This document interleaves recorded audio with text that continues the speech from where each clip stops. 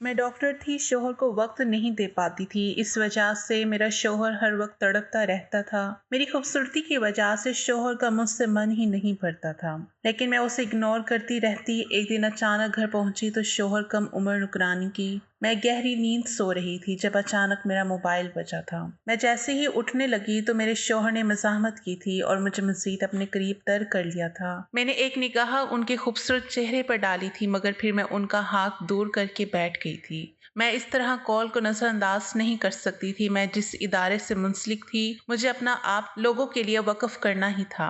मैंने कॉल उठाई तो सामने से एक नर्स की आवाज़ गूंजी थी, मैम इमरजेंसी है, आपको जल्दी से अस्पताल पहुंचना होगा। मैंने उसे हाँ बोलकर फ़ोन रख दिया था। मैं जैसे ही बिस्तर से उतरने लगी तो मेरे शौहर ने मेरी कलाई थाम ली थी और मुझे देखते हुए बोले, आज नहीं प्लीज़, आज छुट्टी का दिन है, मैं तुम्हारे साथ मज़ीद वक्त गुजारना चाहता हूँ। अभी मेरा दिल नहीं भरा, वो रूठे हुए अंदाज में बोले थे। जब मैं उनके चेहरे पर हाथ रखते हुए बोली थी, माफ़ करना मगर मैं मजबूर हूँ, मुझे जाना ही पड़ेगा। ये कहते ही मैं बिस्तर से उठ गई थी। मैं एक डॉक्टर थी और मेरा फ़र्ज़ था कि मैं खुद से ज़्यादा अपने मरीजों को वक्त देती। जिस वक्त मैंने हल्फ उठाया था उस वक्त मैंने दिल से फैसला लिया था कि मैं अपनी ज़िंदगी के हर कीमती लम्हे, अपनी ज़िंदगी की हर ख्वाहिश, अपनी ज़िंदगी का सुकून अपनी आने वाली कौम पर वक़्फ़ कर दूंगी। और मैं इस अहद को किसी कीमत पर भी नहीं भूल सकती थी। लेकिन मैं नहीं जानती थी कि मेरा ये अहद मेरे गले का तोप बन जाएगा और किसी की ज़िंदगी का खात्मा। मैं जल्दी जल्दी घर से बाहर निकलने लगी तो मेरे शौहर फौरन ही कहने लगे,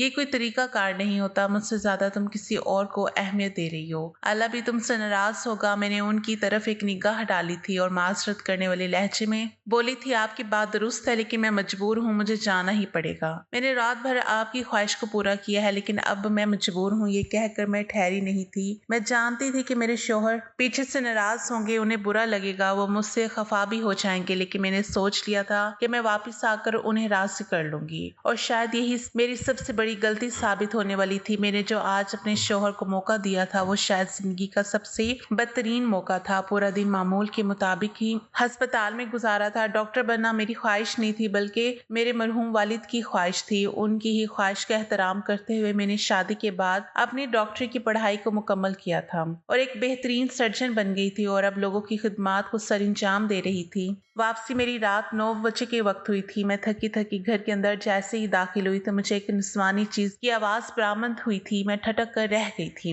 ये आवाज मेरे घर में काम करने वाली मुलाजमा की थी। मैं फौरन ही अंदर की तरफ दौड़ी थी। मैंने आवाज लगाई थी, आमना ठीक हो बेटा, तुम कहाँ हो? जब अचानक वो किचन से परेशान परेशान से बाहर आई थी तो उसके चेहरे के रंग उड़े हुए थे, बाल बिखरे हुए थे। मैं फौरन उसके पास गई थी और उसका बाजू थामते हुए बोली थी, बेटा ठीक तो हो तुम? मैं हमेशा ही अपनी हर मुलाजमा से बहुत मोहब्बत से पेश आती थी। वो सर नफी में हिलाते हुए बोली थी, जी बेगम साहिबा मैं ठीक हूँ, आप जल्दी आ गई। मैंने सर को हल्का सा हिलाया था और उसे पानी लाने का बोला था और खुद लाउंज के सोफे पर बैठ गई थी। अभी तक मैं यही सोच रही थी कि घर पर ये सिर्फ अकेली है, मगर अचानक से मेरे शौहर जब अपने कमरे से बाहर आए तो न जाने क्यों मुझे एक अजीब सा शक पैदा हुआ था। मैंने किचन की जानिब बेख्तियार देखा था मेरा घर में दाखिल होना और फिर अचानक से अंदर से मेरी मुलाजमा की चीख की आवाज का आना और फिर उसके रंग उड़ना, बालों का बिखरना मुझे कुछ ठीक नहीं लगा था। मगर मैंने अपना सर झटक दिया था। मेरे शौहर मेरे बराबर में ही बैठ गए थे और मुझे अपनी तरफ खींचते हुए बोले थे, आज आपकी तरफ से मुझे कोई शिकायत नहीं चाहिए।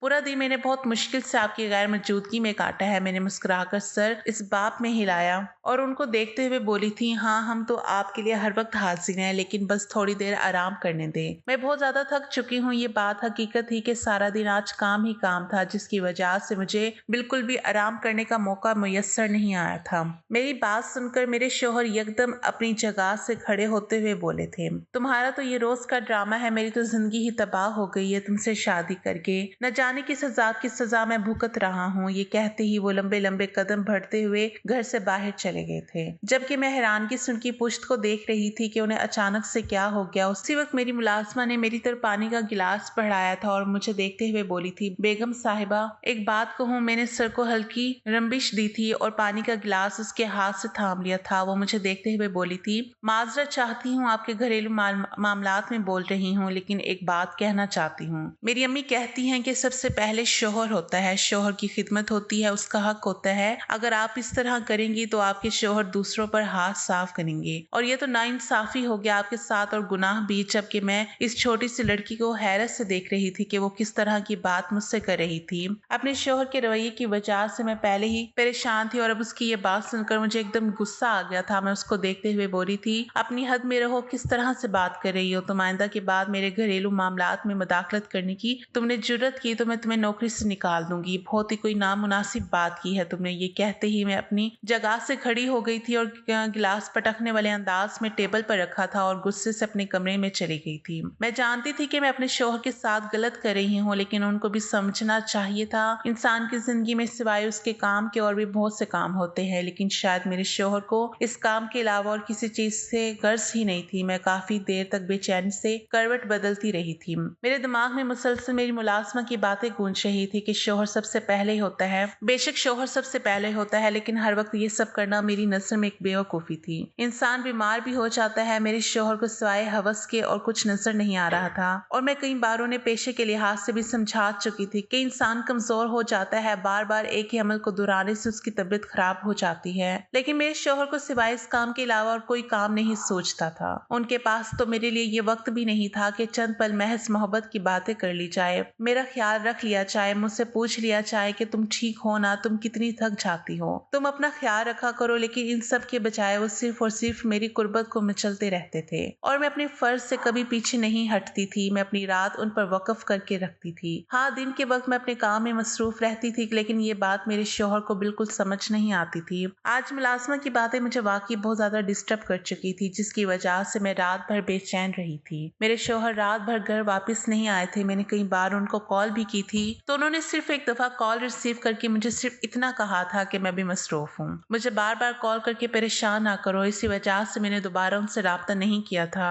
अगली सुबह मेरी आंख अलार्म की आवाज से खुली थी। मैं फौरन ही बेदार हो गई थी और कपड़े वगैरह तब्दील करके बाहर आई थी। घर में अजीब सन्नाटे का बसेरा था। मुलाजमा शायद अभी तक नहीं आई थी। मैंने खुद ही अपने लिए नाश्ता बनाया था और जल्दी जल्दी नाश्ता करके अस्पताल के लिए निकलने लगी तो उस वक्त मुलाजमा घर के अंदर बेचैनी से दाखिल हुई थी। बार बार वो परेशानी से पीछे मुड़ मुड़ कर देख रही थी। आज भी कल रात की तरह उसकी हवाइयां उड़ी हुई थी, बाल बिखरे हुए थे, दुपट्टे भी बेतरतीब हो रहा था। मैं कुछ सोचकर गाड़ी में बैठने के बजाय उसके पास चली गई थी। वो अभी तक दरवाजे पर खड़ी ना जाने बाहर क्या देख रही है कि मैंने उसके कंधे पर हाथ रखा था, जिसकी वजह से वो एकदम उछल पड़ी थी और 2 कदम पीछे हो गई थी। उसका घबराना मुझे मजीद शक में मुब्तला कर रहा था। मैं उसकी जानिब देखते हुए बोली थी कि क्या हुआ आमना, सब ठीक तो है ना? तुम इतनी ज्यादा परेशान क्यों लग रही हो? तब अचानक ही वो रोते हुए मेरे गले से लग गई थी। मैंने हैरत के समंदर में गोता जन हो चुकी थी कि अचानक से उस बच्ची को क्या हो गया। हाँ, वो कम उम्र थी और काफी परेशान भी लग रही है, इसलिए मैं मजीद हलकान हो चुकी थी। मेरे दिमाग में अजीब अजीब से ख्यालात आने लगे थे। मैं आमना का चेहरा हाथों के प्यालों में थमाते हुए बोली थी, बेटा क्या हुआ, बताएं मुझे, सब ठीक है ना? जब वो रोते हुए सर असबाब में हिलाते हुए बोली थी, आप जल्दी घर आ जाना प्लीज। ये कहकर वो ठहरी नहीं थी बल्कि रोते हुए अंदर चली गई थी। मैं हैरान हो रही थी कि इसको क्या हो गया है। आज से पहले तो आमना ने कभी इस तरह का रवैया नहीं रखा था। न जाने क्यों मुझे वो कुछ बदली बदली से महसूस हो रही थी। अभी मैं अपनी गाड़ी में बैठती उसी वक्त मेरे शौहर की गाड़ी आकर रुकी थी। मैं 2 कदम पीछे होकर खड़ी हो गई थी। वो बाहर निकले थे। चेहरे पर एक अजीब सी मुस्कुराहट थी जो न जाने क्यों मुझे बहुत ज्यादा परेशान कर रही थी। वो मुझे देखते हुए बोले थे, फिर जा रही हो अस्पताल? मैंने सर को असबाब में हिलाया और वो मजीद कुछ कहते इससे पहले ही मैं बोली थी, नाश्ता मैंने आपके लिए बना दिया है, आमना आ गई है, आप उसको बोल देना, वो आपको दे देगी और आपके कपड़े वगैरह भी मैंने प्रेस कर दिए हैं, कुछ और चाहिए तो आमना को बता देना। ये कहकर मैं गाड़ी में बैठने लगी तो अचानक ही मुझे अपने शौहर की पीछे से आवाज आई थी, और जो मुझे चाहिए वो भी क्या आमना को ही बता दूं? मैं जो अभी गाड़ी में बैठने लगी थी फौरन ही मुड़कर अपने शौहर को हैरत से देखा था। मुझे उनकी इस बात से वाकई शदीद झटका लगा था। मैं अभी कुछ कहती इससे पहले ही उन्होंने बुलंद कहका लगाया था और मुझे देखते हुए बोले थे, तुम तो ऐसे डर गई हो जैसे मैं वाकई आमना को वो बोल दूंगा जो मैं तुमसे चाहता हूँ। खैर तुम जाओ, तुम्हारे अस्पताल का वक्त हो चुका है, मरीज तुम्हारा इंतजार कर रहे होंगे। ये कहकर वो अंदर चले गए थे, जबकि मैं हैरत से अपने शौहर की पुश्त को देख रही थी, क्योंकि आज से पहले उन्होंने कभी भी इतनी गिरी हुई बात नहीं की थी। मैंने अपना सर झटक दिया था। यकीनन मुझे वहम हो रहा था उन्होंने सिर्फ और सिर्फ अपनी भड़ास निकालने के लिए इतनी घटिया बात की थी। मैं खामोशी से अपनी गाड़ी में बैठ चुकी थी और गाड़ी अस्पताल के रोड पर ला चुकी थी। मैं सारे रास्ते इसी कश्मकश में मुब्तला रही थी कि मेरे शौहर इस तरह से क्यों बोल रहे थे। आमना तो बहुत कम उम्र थी, उसके के बारे में तो ऐसे सोचना भी गुनाह था। मैं काफी देर तक हलकान रही थी। एक लंबी मुसाफत के बाद मैं अस्पताल पहुंच गई थी। मैं जैसे ही अंदर दाखिल हुई थी तो डॉक्टर बुरहान फौरन ही भागते हुए मेरे पास आए थे और हालात से आगाह करने लगे थे कि इमरजेंसी केस आया हुआ है, आपको फौरन ही संभालना होगा। मैंने सर को हल्की सी जूं दी थी और जल्दी से अपने कैबिन में चली गई थी। वहां जाकर मैंने जल्दी जल्दी डॉक्टर का कोट पहना था और बाकी का सामान उठाकर मैं जल्दी से वार्ड की तरफ दौड़ चुकी थी। सारा दिन मसरूफियात में ही गुजर गया था। शाम के वक्त जब मैं चाय पीने के लिए अपने कैबिन में आई तो उसी वक्त डॉक्टर बुरहान भी आ गए थे। ये हमारे एक सीनियर डॉक्टर थे और मेरे बेहतरीन दोस्त थे। वो वहीं बैठ गए थे। मैंने मुस्कुराकर उनकी तरफ देखा था और फिर चाय का कप अपने लबों से लगा लिया था। सुबह वाले वाकये की वजह से मैं आज सारा दिन बहुत डिस्टर्ब रही थी। मैं जानती थी डॉक्टर बुरहान मुझसे बातचीत करने के लिए ही मेरे कैबिन में आए हैं, लेकिन उस वक्त मैं इतनी ज्यादा थकी हुई थी कि मेरा इरादा किसी से भी बातचीत करने का नहीं था। जब अचानक डॉक्टर बुरहान बोले थे, लगता है आप काफी परेशान हैं, सब खैरियत है ना? मैंने एक निगाह उनके वजूद पर डाली थी और सर इस्बात में हिलाते हुए बोली थी, सब खैरियत है। कोई काम था आपको? मैं प्रोफेशनल अंदाज में बोली थी तो वो सर नफी में हिलाते हुए बोले थे, आप जैसी खूबसूरत औरत के साथ बैठकर चाय पीना तो किसी भी मर्द का ख्वाब हो सकता है। हम भी वही ख्वाब पूरा करने के लिए आपके पास आए हैं। वो मुस्कुराते हुए बोले, लेकिन मैंने खामोशी से कप की तरफ ही ध्यान रखा था। मैं जानती थी कि मैं बहुत खूबसूरत हूँ और ऊपर वाले ने मुझे बहुत हसीन बनाया था। ये बात मेरे शोहर शादी की शुरुआत में बहुत बार मेरे मुंह पर भी कह चुके थे और शादी के बाद भी मेरे लिए बहुत से ऐसे प्रपोजल आए थे जो मुझे झट से कबूल कर लेने चाहिए थे, मगर मैंने कभी अपने शोहर के अलावा किसी दूसरे मर्द की तरफ नहीं देखा था, क्योंकि मैं ईमानदारी से अपना रिश्ता निभाना चाहती थी, मगर उसके साथ साथ मैं अपना फर्ज भी निभाना चाहती थी जो मैंने खुद के लिए चुना था। काफी देर तक डॉक्टर बुरहान बैठे रहे थे, मगर मेरी तरफ से नो रिस्पॉन्स देखकर वो खामोशी से उठकर चले गए थे। मैंने भी उन्हें रोकना मुनासिब नहीं समझा था। ना जाने क्यों मुझे बार बार आमना याद आ रही थी। उसकी आंखों में आंसू, डरा हुआ चेहरा, बिखरे हुए बाल, बेतरतीब सा दुपट्टा मेरी आंखों में खटक चुका था। 2 दिन से वो मुझे कुछ ठीक नहीं लग रही थी। मैंने कुछ सोचकर घर पर फोन किया था। बेल जा रही थी लेकिन कोई भी फोन नहीं उठा रहा था। मैं हैरान हुई थी, वरना आमना तो हर वक्त किचन में ही रहती थी और किचन के करीब ही मैंने अपना टेलीफोन लगाया हुआ था। उसको अब तक मेरी कॉल रिसीव कर लेनी चाहिए थी, मगर उसकी तरफ से नो रिस्पॉन्स देखकर मैं मजीद हलकान हो गई थी। फिर मैंने अपने शौहर को कॉल लगाई थी, मगर उनकी तरफ से भी कोई जवाब मसूल नहीं हो रहा था। फोन बज रहा था लेकिन जवाब नहीं था। मैं काफी ज्यादा परेशान हो चुकी थी। कुछ सोचकर मैंने अपने चौकीदार को कॉल लगाई थी। ना जाने क्यों मुझे एक अजीब सी बेचैनी हो रही थी और ऐसी बेचैनी मुझे कभी महसूस नहीं हुई थी। मेरी पहली बेल पर ही चौकीदार ने कॉल रिसीव कर ली थी। मैं फौरन बोली थी, आमना कहाँ पर है? घर चली गई है या फिर अंदर ही है? वो फौरन बोला था, बेगम साहिबा, आमना बीबी तो अंदर ही है, अभी उनका वक्त नहीं हुआ। और तुम्हारे साहब कहाँ हैं? मैं बेसाख्ता पूछ बैठ। चंद लम्हे के लिए चौकीदार खामोश हुआ था और फिर फौरन बोला था, साहब भी उस वक्त घर पर ही होते हैं। आपको तो पता है ना। न जाने क्यों मेरा दिल बेसाख्ता धड़कने लगा था। मैंने ओके बोलकर फोन रख दिया था। दिल क्या कि मैं सब काम छोड़ छाड़ कर घर चली जाऊं, लेकिन उसी वक्त नर्स आ गई थी और उसने मुझे आगाह किया था कि एक इमरजेंसी पेशेंट आया है, आप फौरन आ जाए। मैंने चाय का कप वहीं छोड़ दिया था और अपना सामान उठाकर जल्दी से इमरजेंसी वार्ड की तरफ बढ़ गई थी। पूरा दिन इसी कश्मकश में गुजर गया था और वापसी मेरी रात 9 बजे के करीब ही हुई थी। आज मैंने सोचा था कि मैं वक्त से पहले घर पहुंच जाऊंगी, लेकिन मैं अपने काम की वजह से बेहद मजबूर थी। मैं वक्त से पहले नहीं पहुंच पाई थी, बल्कि आज मुझे आधा घंटा देर ही हो गई थी। मैं घर में आई तो घर में सन्नाटे का बसेरा था। मैं फौरन ही आमना को पुकारने लगी थी जो गेस्ट रूम से बाहर निकली थी। मैंने हैरत से उसकी जानिब देखा था कि वो गेस्ट रूम में क्या कर रही थी। वो फौरन ही मेरे पास आ गई थी और धीमी आवाज में सलाम करने लगी थी। उसके चेहरे से काफी थकन आया हो रही थी। मैं उसको देखते हुए बोली थी, वहाँ क्या कर रही थी तुम? इस वक्त किचन में होती हो। मेरी बात सुनकर एक लम्हे के लिए उसके चेहरे से साया सा गुजरा था और वो सर नफी में हिलाते हुए बोली थी, वो मैं कमरे की सफाई कर रही थी तो सोचा गेस्ट रूम को भी साफ कर देती हूँ। आपको पानी लाकर दूं? ऐसा लगता था जैसे वो कोई बहाना कर चुकी है। मैंने सर को नफी में हिलाया था और सोफे पर बैठ गई थी। चंद लम्हात गुजरे थे जब मुझे मेरे शौहर छत पर से उतरते हुए नजर आए थे। मैंने एक गहरी सांस हवा के स्पुर्द की थी। जैसा मैं सोच रही थी वैसा बिल्कुल भी नहीं था। वो कदम बा कदम चलते हुए मेरे करीब आ ही गए थे और सोफे पर मेरे पास बैठ चुके थे। मैं उनको देखकर कुछ कहती से पहले ही वो बोले थे, तुम मेरे कपड़े वगैरह प्रेस नहीं करना, मुझे तुम्हारी प्रेस पसंद नहीं आती, आमना ज्यादा अच्छा करती है। मैंने सर को हल्की जमिश दी थी और कुछ नहीं कहा था। उस वक्त मैं बहुत ज्यादा थक चुकी थी, इसलिए खामोश रहने में आफियत जानी थी। थोड़ी देर बाद ही आमना पानी का ग्लास लेकर आ गई थी, मगर मैंने वाज़ेह तौर पर उसके चेहरे पर एक खौफ महसूस किया था। मैंने नजर घुमाकर अपने शौहर की जानिब देखा तो उनके चेहरे पर एक अजीब मुस्कुराहट थी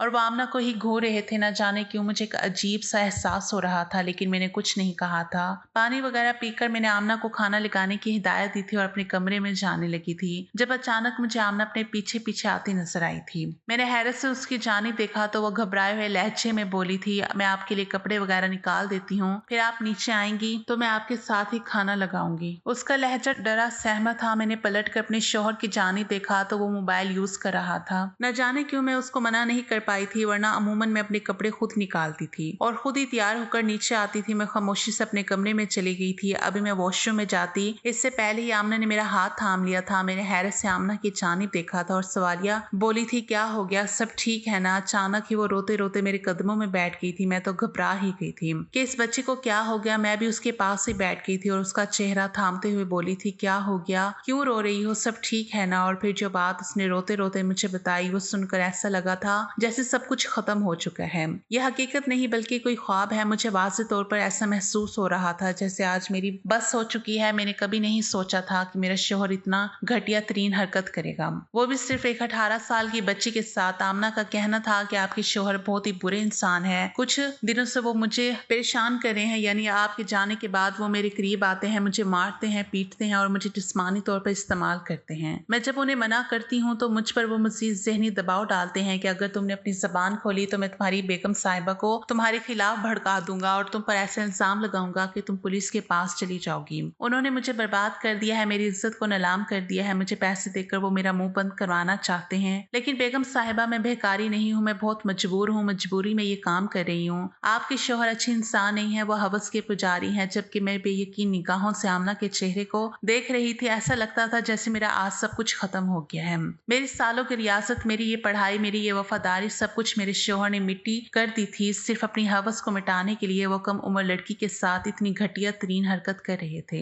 ये सोच आते ही मेरे रोंगटे खड़े हो गए थे। चंद लम्हे के लिए तो मैं बिल्कुल सुन होकर बैठ गई थी। मुझे कुछ समझ नहीं आ रहा था कि मैं क्या बोलूं, मैं क्या करूं। वो अचानक ही मेरे पांव पकड़ते हुए बोली थी, बेगम साहिबा मुझे पुलिस के पास नहीं जाना। मैंने आपके शौहर को कहा था कि मैं आपको बता दूंगी, तो उन्होंने कहा कि वो मुझे जिंदा नहीं छोड़ेंगे बल्कि आपको भड़काएंगे और आप मुझे पुलिस के हवाले कर देंगी। लेकिन मैं वादा करती हूँ मैं बेकसूर हूँ। उस मुलाजमा की बातें सुनकर मैं चंद लम्हे के लिए खामोश हो गई थी और फिर कुछ सोचकर मैंने सिर्फ और सिर्फ उसको ये दिलासा दिया था कि तुम अभी चुप हो जाओ, अगले दिन सब कुछ ठीक हो जाएगा। मैंने अपने चेहरे के जाविये दुरुस्त किए थे, कपड़े वगैरह तब्दील करके मैं उस मुलाजमा के साथ नीचे आई थी और अब अपने शौहर को देखने लगी थी। मुलाजमा की बात बिल्कुल ठीक थी, उनकी निगाहों से ही मैं भांप चुकी थी कि दाल में कुछ काला है। और फिर जब अगले दिन मैंने उसका मेडिकल टेस्ट करवाया तो ये बात साफ जाहिर हो चुकी थी कि मेरा शौहर गुनहगार है। मैंने सोच लिया था कि मैं ऐसे शख्स के साथ जिंदगी नहीं गुजार सकती जो मैंने फौरन ही पुलिस में उनकी शिकायत की थी और खुद गवाही के तौर पर अपना आप जाहिर किया था। मैंने खुद अपने शौहर के खिलाफ कानूनी कार्रवाई करवाई थी, उनसे तलाक ली थी और फिर उनका घर भी छोड़ दिया था।